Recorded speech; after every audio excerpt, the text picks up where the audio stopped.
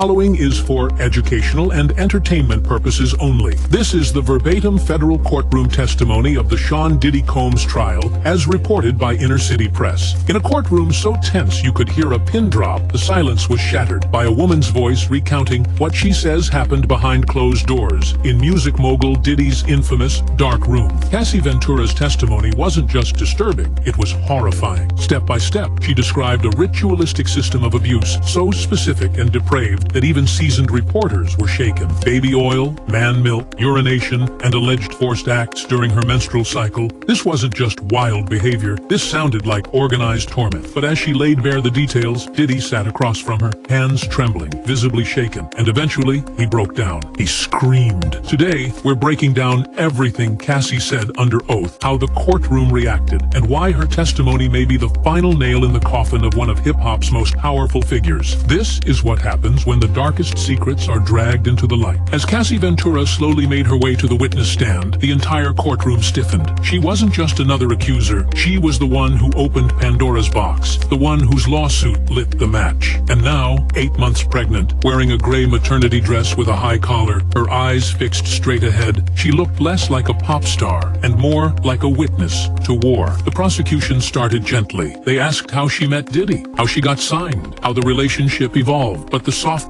evaporated quickly. What followed was a brutal dive into one of the most disturbing courtroom testimonies the music industry has ever heard. Cassie began detailing what she described as a ritual. It wasn't random. It wasn't impulsive. She claimed Diddy ran his freak-offs like a film director, precise, choreographed, and fully produced. The lights were dimmed just so. Music was selected ahead of time. Scented oils were used. Even the towels were laid out methodically, as if the bedroom was a soundstage. He was always producing, Cassie said. Even in the worst moments, it was like he needed control over every second. The courtroom was silent. Diddy didn't look up. She described how he would invite male escorts into their private space, not for himself, but to participate with her while he sat and watched. It wasn't always consensual, she said, but more disturbing was how it was structured. She broke it down into 4 steps. Step 1. Descriptive foreplay. She was allegedly required to speak aloud everything that was happening, narrating it in real time like a graphic audiobook. He would sit in the corner and make me describe what I saw, what I felt, what I thought, she testified. He wanted every detail. There was a ripple in the courtroom as the judge reminded everyone that phones were not allowed. A juror wiped their eyes. Cassie took a breath. Then she revealed that she was often under the influence during these sessions. Substances provided by Diddy himself, whether alcohol, weed, or pills, it dulled her senses just enough to let her go through the motions. But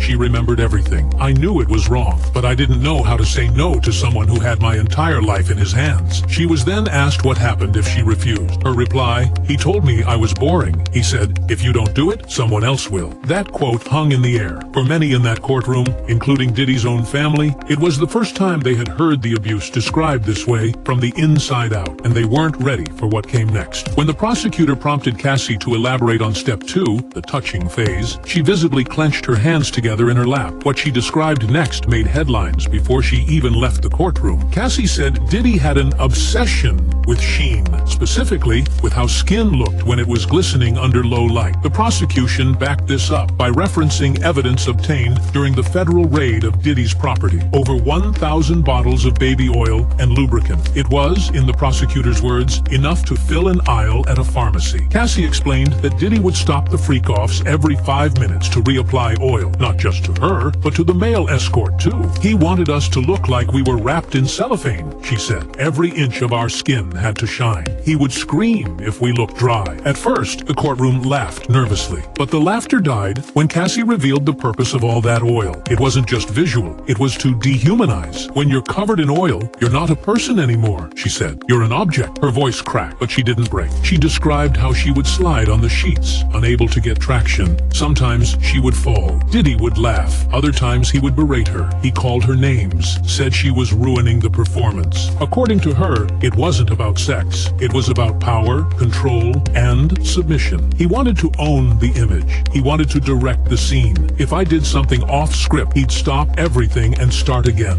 She also mentioned hidden camera. There were times I saw little red lights blinking. I don't know where the footage went. I just know he kept everything. Prosecutors have yet to confirm whether any footage was recovered, but they nodded as if it was in progress. Her testimony became even more chilling when she mentioned the involvement of Diddy's staff. She alleged that assistants would come into the room mid-session, not to stop anything, but to bring in towels, reapply oil, or hand off recording equipment. Nobody said anything, she said. They all acted like it was normal. Diddy stared down at his lap, hands shaking. Even the judge looked rattled, but Cassie wasn't finished. What came next turned the courtroom upside down. By the time Cassie reached step 3 and step 4, the courtroom had gone completely still. She adjusted her mic and said, "This part I still try to forget." Step 3 was what she called oral servitude. She admitted that she would try to rush through it, not out of disrespect, but because she wanted it to end as quickly as possible. "I wasn't there because I wanted to be," she said. "I was there because I thought if I didn't do it, he'd find someone else." She was visibly trembling as she described how Diddy would often film her and the escort, providing off-screen direction. "He would sit there like a film director," she said. "He'd say, 'Slower, more eye contact,' talk to him, like I was acting in some grotesque porno he wrote in his mind." Step 4, the intercourse, was...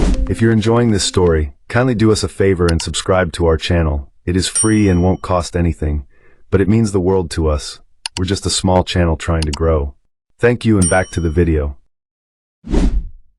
Wasn't always direct. Sometimes Diddy would simply watch. Other times he would join. But it depended, Cassie said, on how comfortable he was with the escort. If he trusted the guy, he'd participate. If not, he just sat there, playing God. But what shocked the courtroom wasn't just what happened during the acts. It was what happened afterward. Cassie testified that Diddy would demand she take the male escort's semen and rub it on his chest and nipples. He liked it, she said through tears. He said it made him feel powerful. At that moment, a reporter gasped audibly.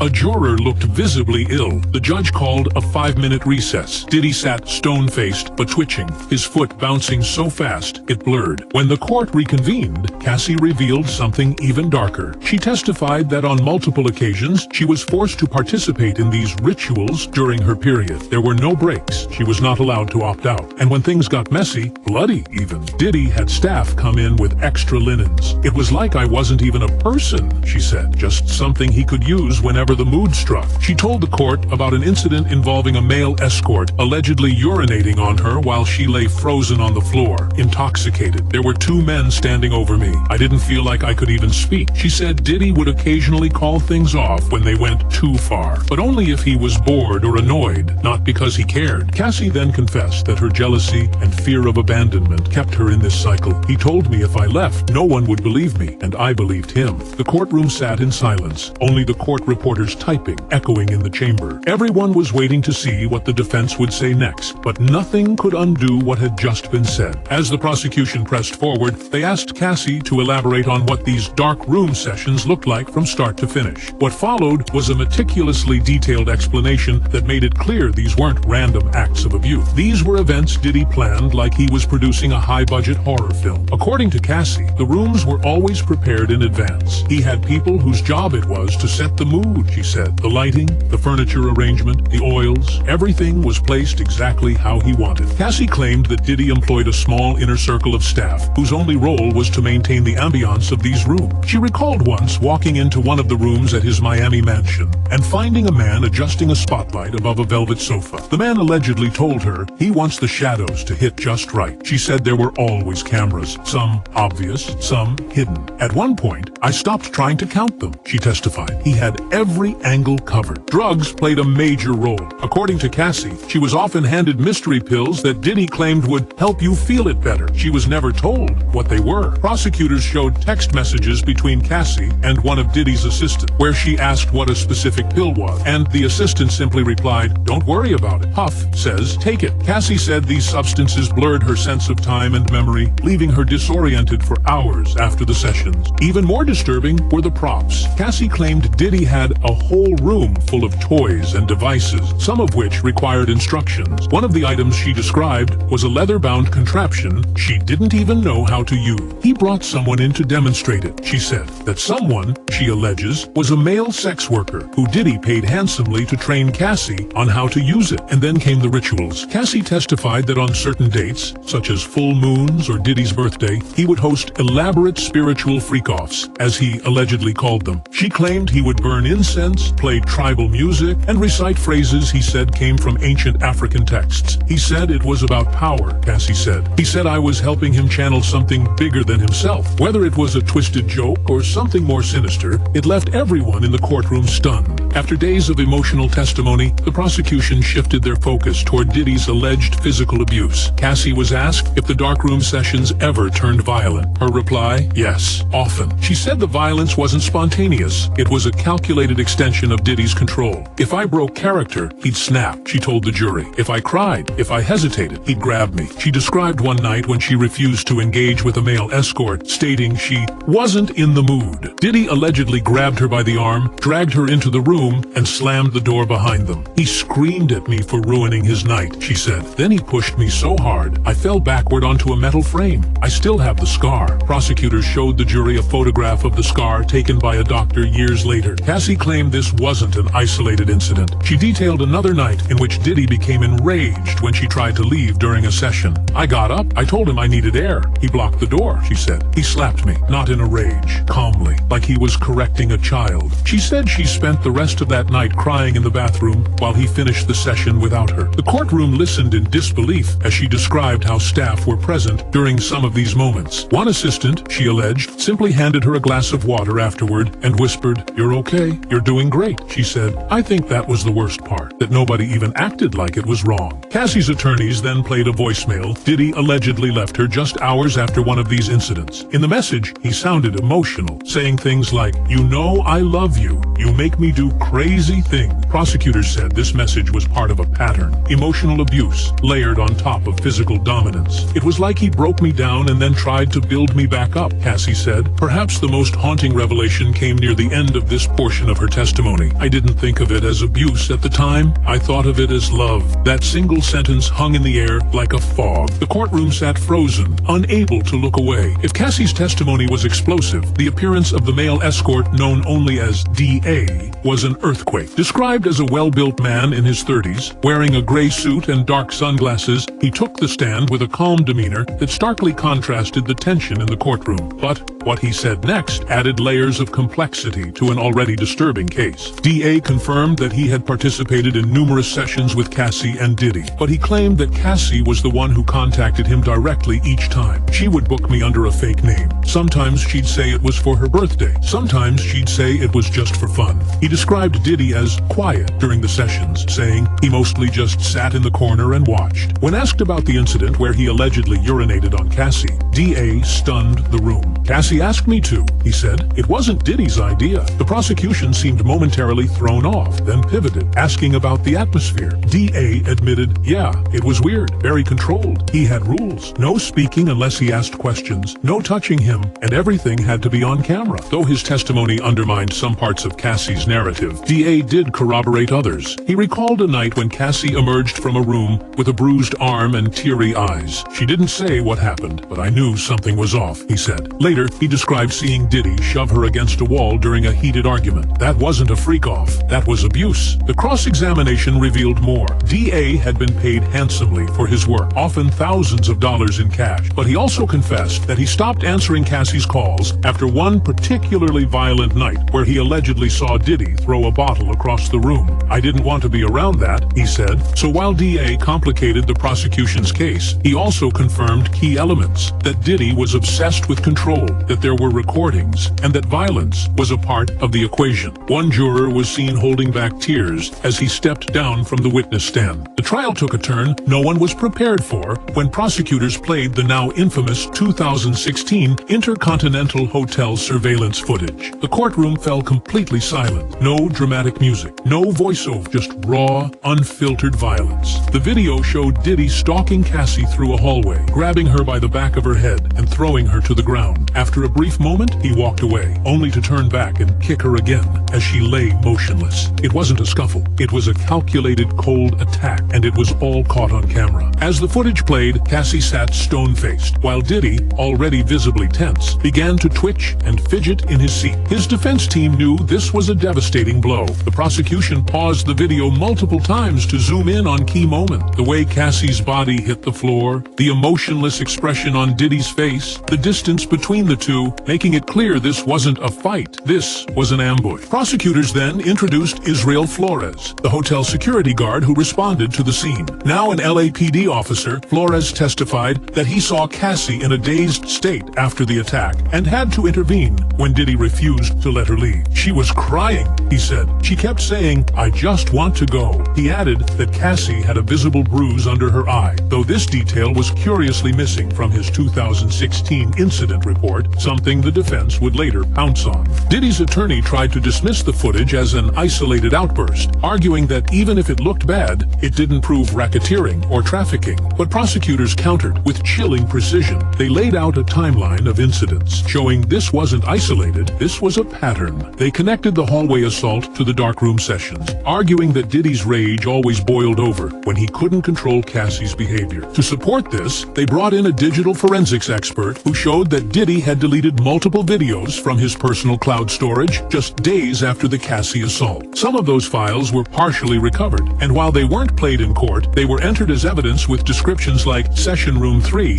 and Cassie Freakoff 2. What started as a chilling account of private abuse was now backed up by video evidence, forensic data, and real-time reactions from a man visibly falling apart in court. When the footage ended, the courtroom was stunned. Even jurors who had remained expressionless throughout the trial now looked shaken. If Cassie's testimony was the spark and the surveillance video the explosion, what followed was the aftershock, a parade of new witnesses who shattered the illusion of isolation. One by one, they took the stand. Some were former assistants, others were security staff, and one was a former bad boy records artist whose career had mysteriously disappeared after she disrespected Puff, as she put it. Each told a piece of the same haunting story. One assistant testified that she had to replenish baby oil and lubricant orders weekly, sometimes in bulk quantities. "I wasn't allowed to ask questions," she said. "I just followed orders." He said everything had to be perfect. Another assistant testified that she once walked in on Cassie sobbing in a dark room,